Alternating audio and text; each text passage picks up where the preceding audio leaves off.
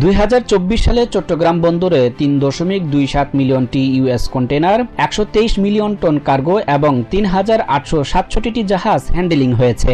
আগের বছরের তুলনায় প্রবৃদ্ধি 7.42% বেশি। বেড়েছে রাজস্ব আয়ও। 2023 সালে 4,165 কোটি টাকা রাজস্ব আয়ের বিপরীতে 2024 সালে আয় 5,055 কোটি টাকা।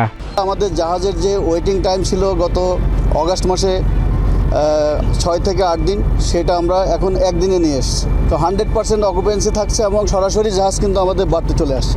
এটা বন্দরের ইতিহাসে কখনোই ঘটে নাই।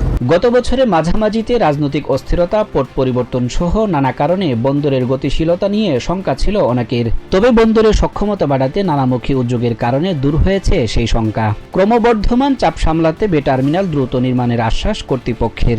এপ্রিলের মধ্যে ওয়ার্ল্ড ব্যাংকের সাথে আমাদের চুক্তি স্বাক্ষর হয়ে যাবে এবং তারপরে ইনশাল্লাহ আমরা বে টার্মিনালের কাজটা দ্রুত গতিতে সম্পন্ন করার চেষ্টা করব, যাতে 2028-29-এর মধ্যে আমরা এই কাজটা শেষ করতে পারি। এরই মধ্যে বন্দরের একটি টার্মিনাল পরিচালনা করছে সৌদি কোম্পানি। 2027-28 সালের মধ্যে ইউরোপিয়ান ইউনিয়ন ও আসিয়ানভুক্ত দেশগুলো বিনিয়োগ করবে বলে আশা বন্দর চেয়ারম্যানের। কেউ যেন বন্দরকে ক্ষুদ্র স্বার্থের জন্য যেন এটা অপব্যবহার না করতে পারে, সেদিকেও আমাদের সবসময় সতর্ক থাকতে হবে।